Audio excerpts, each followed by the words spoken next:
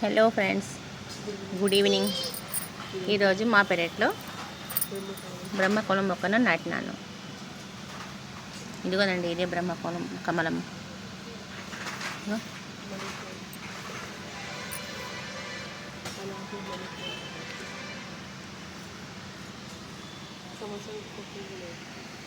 ఇది కానీ ఈరోజే కొత్తగా పెట్టినానండి మనీ ప్లాంట్ని.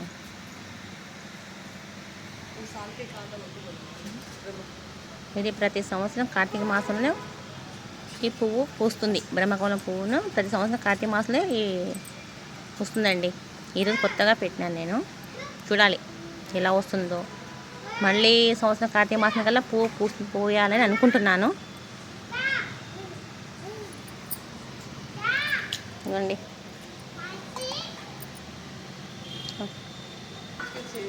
మా ఛానల్ని సబ్స్క్రైబ్ చేయండి అండ్ లైక్ చేయండి, కామెంట్ చేయండి. Thank you friends.